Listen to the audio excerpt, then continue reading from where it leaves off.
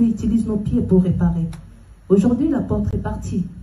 Mais nous avons tous cette responsabilité de pouvoir réparer. Nous ne pouvons plus marcher en faisant semblant. Il nous faut marcher maintenant dans toute la vérité. C'est comporter comme des vrais chrétiens. Ne pas pleurer parce que c'est une journée spéciale qui concerne l'apôtre et pouvoir retourner au mal après sa mort. Mais c'est corriger une fois pour toutes.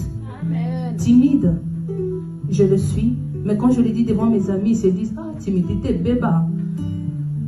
Je suis timide en réalité, mais envers mes amis, peut-être que je suis trop claire.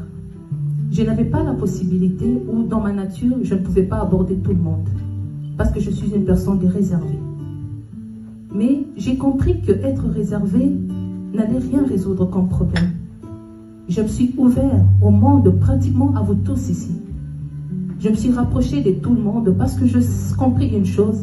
S'il faut changer la vie de certaines personnes, s'il faut impacter, il faut aller vers les autres.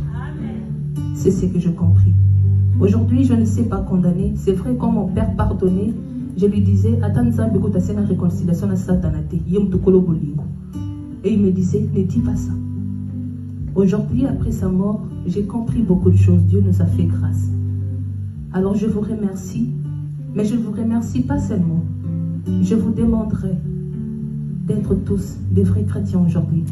Le monde tend vers sa fin. Il est de notre devoir de marcher selon la parole maintenant, de nous comporter selon la parole, parce que c'est déjà le temps de la fin. Dieu reviendra quand on n'attend pas. Je savais que mon père allait mourir, mais je pensais qu'il allait tomber malade, qu'il allait se retrouver hospitalisé. Mais il est arrivé comme un voleur, il est parti. On ne s'attendait pas. Si je suis restée, je ne suis pas allée, c'est la rentrée scolaire, je n'ai pas pu faire les formalités pour les enfants pour partir. Parce qu'il est parti comme un voleur. Et le jour où Dieu reviendra, ça sera certainement pareil. Nous ne serons pas préparés. Alors à toi de voir maintenant la vie autrement. Il est arrivé le matin, à 17 h, il avait fait l'arrêt cardiaque. Il était en bonne santé. Et Jésus reviendra peut-être aussi comme ça. Alors si tu ne peux pas te préparer aujourd'hui, peut-être que ça sera trop tard. Mais je vous invite tous à nous tenir la main, à marcher ensemble comme des chrétiens. Aujourd'hui, c'est vrai que nous l'avons pleuré, mais nous avons vu la division dans l'église du Seigneur. L'église qui combat l'église. Aujourd'hui, nous ne sommes plus capables de nous rapprocher de nos prochains pour réparer quelque chose qui est détruit. Au lieu de réparer, nous faisons des séminaires juste pour critiquer d'autres serviteurs de Dieu, pour critiquer les hommes de Dieu, pour critiquer les frères et sœurs que nous sommes. Or, la Bible avait précisé, un peuple qui se combat est appelé à mourir. D'où l'Église a perdu en puissance, parce que nous ne sommes plus capables de vivre ensemble. Je prenais mon père pour un dictateur. En fait, il veillait simplement sur l'unité. Il ne faisait pas de séminaires pour condamner les autres. Il n'insultait pas les autres. Quand un pasteur se méconduisait, il s'est déplacé, il allait jusqu'à lui, jusqu'à réparer le problème pour que l'Église reste soudée. C'est la fin. Aujourd'hui, il est parti. Je vais demander simplement une chose à l'Église. Le pasteur Odon vient de nous prêcher la parole de Dieu, il a parlé du cœur. Les scientifiques disent que le cœur est la source de l'intelligence. Mais la Bible nous dit, le cœur, c'est la... Pardon, les scientifiques disent que le cerveau est le centre de l'intelligence. Mais la Bible nous dit, c'est du cœur que provient l'intelligence. Donc comprenez que la vie provient de là. Pour qu'il y ait distribution même de l'oxygène, il faut que ton cœur soit...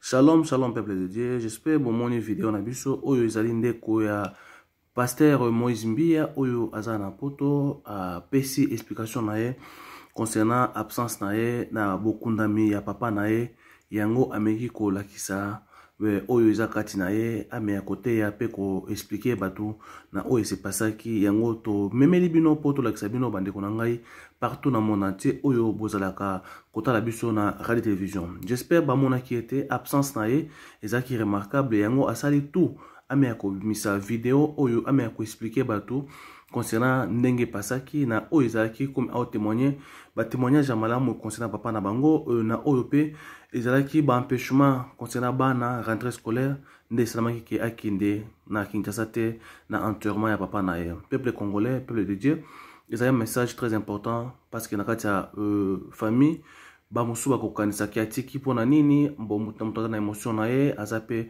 na bana na makambo oyo ya pandémie oyo ko se déplacer ko kende ko zonga et ko ki ko zola mwa mbilinga mais na oyo ndeko na ye pasteur Moïse Mbia asali pona akomi représenter comme ya libota munene aye asala ki nyonso na bolamu nyonso mais bolandi pe conseil bolandi pe oyo ezalaki ya mateya ameki côté ya batu koyeba tokomi na temps ya suka tomilengela parce que toyebite temps toyebite heure oyo nzambe ko zongela biso esali bien malamu na bandeko oyo balandaka biso bazala au courant pe tomeya kolekisa message oyo tosali yango pas pona polémique mais tosali yango pona komemela libota na nzambe oyo bayebi ndeko na biso sœur na biso Lydia oyo mbuyi boyebi ye Lydia Mbia o boyebi yango tomemeli bino na tina ya population nyonso na libota na nzambe nyonso bayoka témoignage na ye en tant que mwana ya apôtre na biso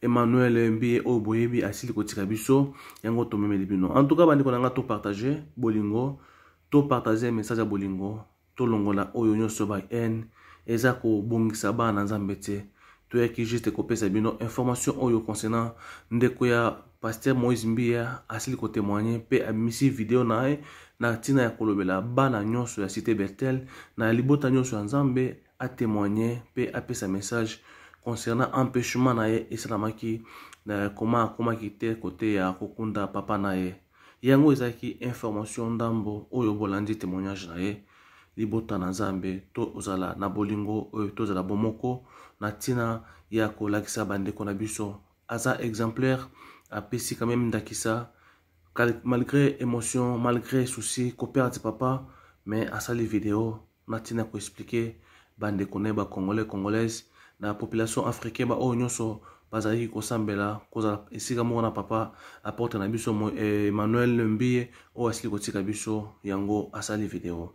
Merci beaucoup na bandeko nyonso ba oyo ba ko partager ba oyo ba ko aimer ba oyo ba ko s'abonner bo s'abonner na page na biso et ko sala biso bien tozali juste pour na kopesa bino information na temps réel concernant makambo ezo passer na communauté na libota na nzambe nyonso na monde entier. Merci Congolais, merci peuple congolais partout vous êtes dans le monde entier. Nzambe la zanabino. Tokomi presque na temps oyo ya okumisa nzambe na biso na moment nyonso. Merci beaucoup. To tikili bino journée elamu na mabota nyonso. Libota ya homme de Dieu na biso apôtre Emmanuel Mbie eza bel et bien na ko se protéger na kozala ensemble pour bakumba musala oyo papa abandaki nango na jeunesse ti papa atiki yango na maboko ya mwana na ye Moïse Mbie oyo aza kokamba yango pe aza kozwa yango tina suka. Merci beaucoup, que Dieu vous bénisse. Bientôt tout le c'est-à-dire bafan tout vous s'abonner et Radi TV babina kata YouTube Radi TV ne masolo kala mingi te bo sentir ba gag na ngoza na kati wana ba pièce na kati wana mama vrai de musique TikTok et na kati wana c'est-à-dire merci na bayanga yo ba soutenir papi makama fils na bango mama Tiona c'est-à-dire nzuzi Tiona moi c'est pembe nzuzi Tiona moi c'est ya pembe ina rama c'est-à-dire la petite Kenzo moi si na kati ya basi za rayo et ina rama c'est-à-dire Judith Ekete kitoko makasi na bosanité ina rama c'est-à-dire Mireille ina rama c'est-à-dire Mireille Mango MM c'est-à-dire kitoko makasi bay wana nde basizana ngai c'est-à-dire ba o tu bani bakota basizana ngai bayaka baza ba moko na baza esika mo na baye ngai sala ngaja MM c'est-à-dire bon s'abonner massivement Radi TV nde masolo toliani les soso